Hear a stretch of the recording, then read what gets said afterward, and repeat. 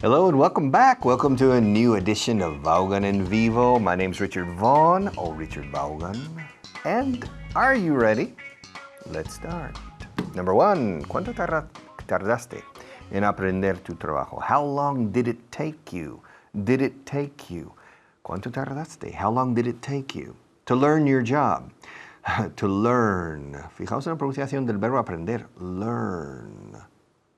Many years ago, no, about 6 years ago, I had a student, a young man, 22, 23 years old, very bright, bright, que es brillante o que deslumbra. The lights are very bright. Para una persona, he's a very bright person. Es una persona muy espabilada, como si tuviera una luz en ting, iluminado, espabilado. He was a very bright kid, a very bright young man. And now he has an important job in a very good company. But he said, always, para aprender, learn. I said, no. I said, Luis, learn. It's impossible to get him to say learn hasta que aprendí con él ese truco de quemar, burn, because he pronounced burn perfectly. And I said, aprender a quemar. To learn to burn. Y luego añadí quemar qué? Las urnas. Aprender a quemar urnas. To learn to burn urns. It's a difficult sound for you to make. To learn to burn urns. Okay? But it's important. Y los británicos, bueno, hay muchos acentos en Gran Bretaña, pero el de Oxford, to learn to burn urns. Es lo mismo. Simplemente la R suena más en americano. To learn to burn urns. Okay, to learn.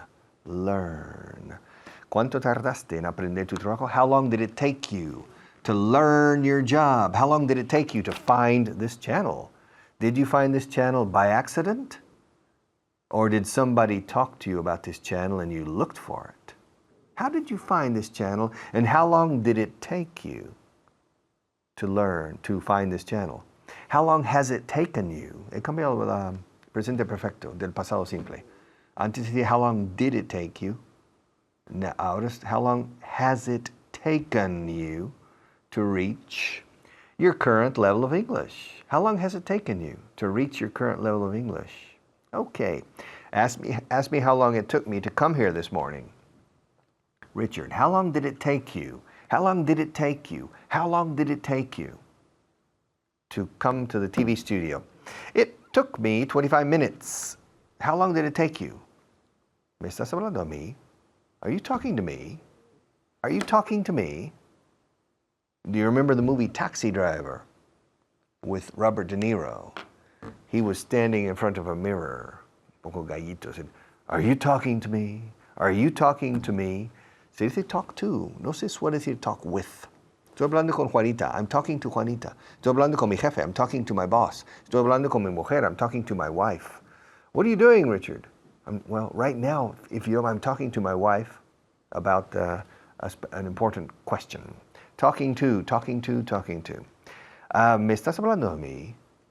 Are you talking? La L, ¿dónde está? En talk.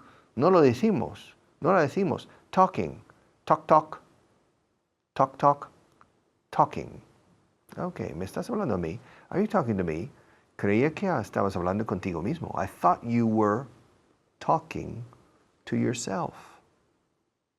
Sometimes I talk to myself, especially in the car. When I'm driving my car, I'm constantly talking to myself. People look at me and think I'm crazy. Okay, I'm talking to myself. I remember one man who was always talking to himself when he drove his car, and he was a practical joker, un bromista too.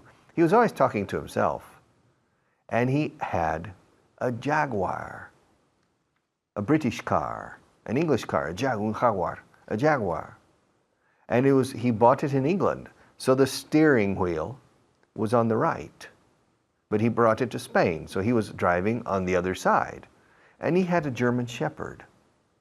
A German Shepherd, it's a dog. A German Shepherd. Shepherd is un pastor de ovejas, a shepherd. A German Shepherd is a pastor alemán, it's a dog. And he trained the dog to sit perfectly in the passenger seat next to him in the front seat of the car. He taught the dog. Fijaos, el pasado de enseñar, enseñó. Teach, taught, taught. Bota de T-A-T, taught. Hay GH en medio, pero da igual. Taught, taught. He taught the dog to sit straight, perfectly still, perfectamente quieto, perfectly still, on the passenger seat of his Jaguar. And he was driving on the British side, the English style, and people in the city of Madrid were looking and thinking the dog was driving the car. That was typical of my friend. And he was always talking to himself. Or talking to his dog, of course. Okay, yo creía que hablabas contigo mismo. I thought you were talking to yourself. No sé dónde están. Pepe y Manolo, I don't know where they are. I don't know where they are. I don't know where they are. Ahora, si la pregunta es directa, where are they? Are va adelante. Where are they? En la pregunta directa, ¿dónde están? Where are they? Pues no sé dónde están. I don't know where they are. Do you know where they are? Siempre are va después. Siempre. Salvo en la pregunta directa. La otra pregunta, do you know where they are? No es una pregunta directa. Do you know está preguntando si sabes. No está preguntando dónde están. Está preguntando si sabes dónde están. En estos casos, la segunda cláusula de la frase, they are, okay, tiene que seguir en como si fuera afirmativo. Do you know where they are? Do you know what time it is? Do you know how heavy this microphone is? Do you know where Berrocalejo is? Hay dos en España. Okay. Do you know where Ayoncillo is? Do you know where Vitigudino is? Do you know who? Do you know who George Bush is? Do you know who George Washington was? Do you know why I am here? Why am I here? ¿Por qué estoy? ¿Quién soy? Who am I? ¿Por qué estoy aquí en esta tierra? Why am I here? Ahora estoy poniendo el verbo primero. Why am I on this planet? Who am I? Why am I here in this TV studio? Ahora, si yo añado adelante, I don't know. Todo cambia. I don't know who I am. No sé quién soy. I don't know who I am. I don't know why I'm here. Why am I? Okay? I don't know what this is. No sé qué es esto. En inglés decimos no sé qué esto es. Literalmente. I don't know what this is. What is it? Is it a cup or is it a glass? Is it ceramic or is it plastic? I don't know. Okay, no sé dónde están. I don't know where they are. Okay, no sé dónde estaban ayer. I don't know where they were yesterday. No sé dónde han estado últimamente. I don't know where they have been lately. I don't know where they are now. I don't know where they were yesterday. And I don't know where they've been lately. I don't know where they would be now if they called me. Okay? Entrégalo lo antes posible. Deliver it as soon as possible. Deliver it. Deliver. To deliver es entregar. Las entregas are deliveries. To deliver. Entrégalo. In Old Spanish, going back 500 years, entriégalo. Okay? But the verb entregar has changed. Okay? To deliver. When I got married in Spain. I got married on December 30th, 1977, a long time ago. On December the 30th, in the middle of the winter, the day before New Year's Eve, I got married in Spain. Then 7 months later, my wife and I flew to Texas to visit my family, my parents living in Texas. And at that time, en aquel entonces, at that time, they were living in a small city, beautiful city, called Corpus Christi, located on the Gulf of Mexico. La gente aquí no sabe que Texas tiene una costa larga y preciosa, a long coast on the Gulf of Mexico. And Corpus Christi is located on the Gulf of Mexico about 200 kilometers north of the Mexican border, where the Rio Grande enters the Gulf of Mexico. Corpus Christi, in the population at that time, was about 200,000 people. Now it's about 300,000 people. It's a very nice city. If you ever have the chance, I recommend you visit Corpus Christi because it's very, very pretty. It's one of the prettiest cities in the world, in my opinion. And my parents were living there. So my wife and I flew to Houston. We rented a car and we drove to Corpus Christi. And we spent, I don't know, 1 month, I think, in Corpus Christi. Very nice, very pleasant. And that was in July. That was 7 months after getting married. That was 7 months after we got married. And so we decided to validate our marriage in the States, convalidarlo, hacerlo oficial. And so we went. And so, y por lo tanto, como consecuencia, and so we went to the county courthouse. Los juzgados del condado, because the county courthouse was the official institution for validating marriages. And we went in to the building, and we went up to one of the windows. Nos acercamos a una ventanilla, and I asked, I would like to validate our marriage in Spain. I'm American. My parents live in Corpus Christi. I am a resident of Spain, but I would like to validate our marriage in the States. And the lady said, well, show me your marriage license. Licencia de matrimonio. Show me your marriage license. And I said to her, give me the libro de familia. And she said, no, your passport, no, your marriage license. And I said, excuse me, no, that's not a passport. Oh. What is it? Well, it's called a family book. I said, a family book? I said, yes. When you have children, you include them. So it's a document that covers your family, not only a marriage license. And she said, oh, that's interesting. And she began to turn the pages. Okay. And I said, well, this is my marriage license. What do I need to do? She said, well, let's see. And she turned the pages, and the last 2 pages of the Libro de Familia contain a lot of small print, fine print, letra pequeña, a lot. And she said, well, you need to translate this to English. And I said, translate that? That's a lot of information. My God. We're already married. It's simply to validate our marriage. And she said, well, I'm sorry, but you need to translate this to English. And I said, is there any alternative? She said, well, you could get married again. You could get married again. Volver a casarse. I said, really? Yes, you get married under Texas law. Leyes tejanas. Oh, okay. How? Room 14. Room 14. Yeah. Go to room 14. You can get married. Now? Well, if the justice of the peace is free, yeah. El juez de paz, the justice of the peace. And I said, well, where's room 14? He said, well, go down.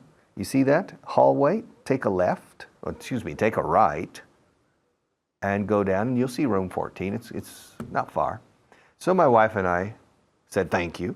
We turned, and we walked down the hall to room 14.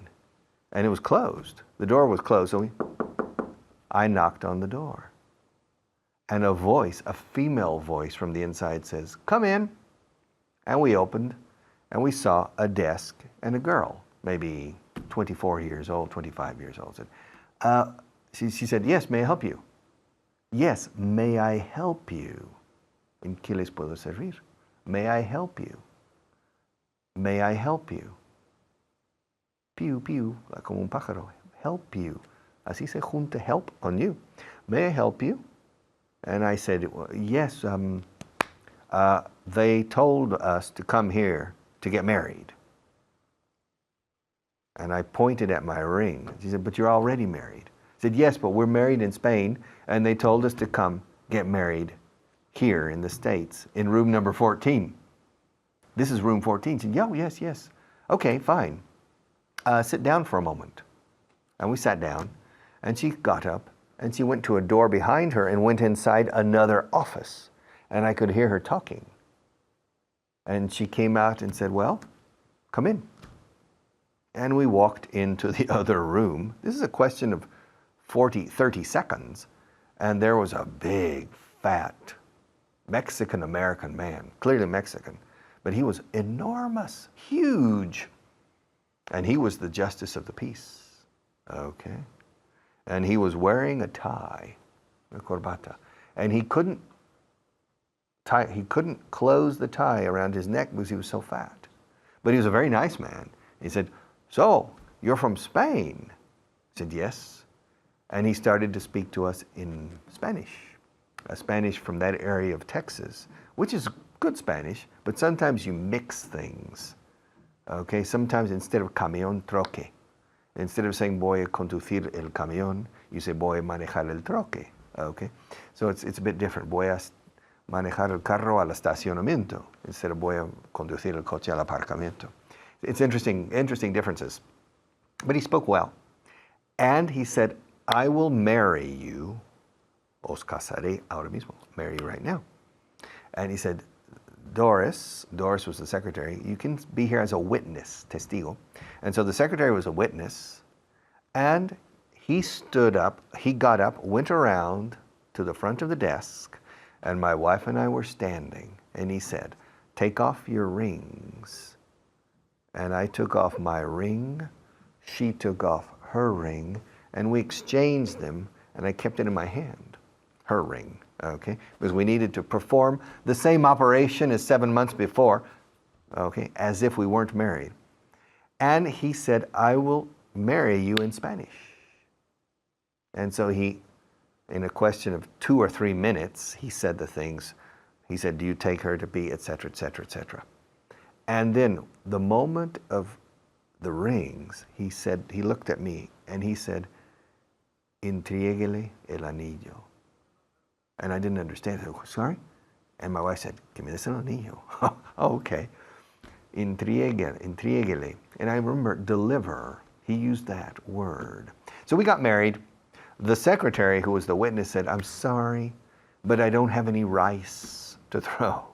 And it took us 5 minutes or 7 minutes to get married in the States. 2 days, the next day, the following day, in the local newspaper, the Corpus Christi Caller, okay, Caller, el pregonero de Corpus Christi, the Corpus Christi Caller, our name was in the newspaper, together with 20 or 30 other people who had gotten married the day before. Next to us was a longer list than our list, a longer list of divorces that had been granted the day before. So in that year, 1978, July, apparently more people got a divorce than people who got married in Corpus Christi County. And Corpus Christi County was not called Corpus Christi County, it was called Nueces County. El Condado de Nueces. There are a lot of Spanish names in Texas. It's very interesting. And so he said, entrégale. But here's deliver. Todo esto para el número 5. Entrégalo. No, entrégalo. Entrégalo lo antes posible. Deliver it. Deliver it. Deliver it as soon as possible, please. ¿Dónde has estado? Where have you been? ¿Dónde demonios has estado? Where in the world have you been? We've been looking all over for you. Your poor secretary, I feel so sorry for her. Everybody has been asking about you. Everybody has been asking your secretary about you, and the poor girl doesn't know where you are. The next time you decide to disappear from the face of the earth, tell your secretary where you're going.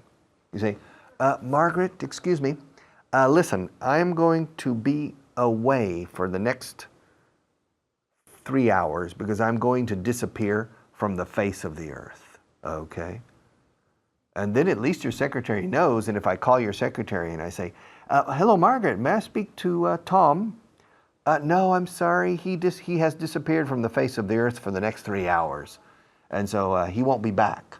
No estará de regreso hasta dentro de 3 horas. He won't be back, he won't be back, he won't. La contracción de will not. Os cuesta mucho, lo sé. Es una O con sonido de OU. Okay? Won't. Como ourense. Won't. Okay? He won't be back for 3 hours. But the next time you tell her, where have you been? ¿Dónde has estado? Where have you been? Everybody here was worried about you. Come on. You don't just disappear on us like that again, okay? Don't just disappear on us. No desaparezcas por ahí. No nos desaparezcas. Don't disappear on us just like that. Next time, tell somebody where you're going, okay? Where have you been? ¿Dónde has estado? Where have you been? ¿Dónde estuviste anoche? Where were you last night? ¿Dónde estás ahora? Where are you now? ¿Dónde estarás a las 10 esta noche? Where will you be at 10 o'clock tonight? ¿Y dónde estarías ahora? Sin mí. Where would you be now without me? Recapitulemos estos 5. ¿Dónde has estado? Where have you been? ¿Dónde estuviste? Where were you? ¿Dónde estás ahora? Where are you?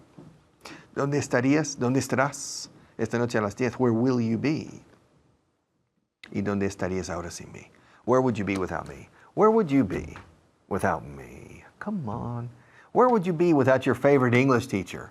Y vas a decir, este tío qué creído es. Am I your favorite English teacher? Am I your only English teacher? Am I the best teacher you've had? Am I? Cuando pregunto sobre mí mismo, con el verbo ser o estar, it's am I? Am I sitting or standing? Am I sitting at the table or on the floor? Am I sitting in front of you or behind you? Am I looking at you or at Juan Luis? Am I speaking English or Spanish? Am I talking to you or to the wall? Am I? Os cuesta mucho hacer la M. Ana, am I? Pero recordad la palabra o el nombre de mujer, Amaya. Hay un cine en esta ciudad, cine Amaya. Y luego es fácil. Am I? Am I the only teacher you have? Are you loyal to me? Am I looking at you? Am I speaking English? Am I speaking slowly or fast? Am I speaking clearly or is it difficult to understand me? Am I sitting with my hands on the table or at my side? Am I holding a pen or a pencil? Am I holding it in my left hand or in my right hand? Am I holding it with 2 fingers or with all of my fingers? Am I putting it on the book or on the table? Am I lifting a microphone or a cup? Am I lifting a cup or a microphone? Am I holding 2 objects or only 1? Am I holding them? Am I holding them in front of me or behind me? Am I putting them back on the table or on the floor? Am I looking at you or at the ceiling? Are you? Am I? Are you? Am I? Am I listening to you or are you listening to me? Okay. ¿Dónde has estado? Where have you been? ¿Dónde estás ahora? Where are you now?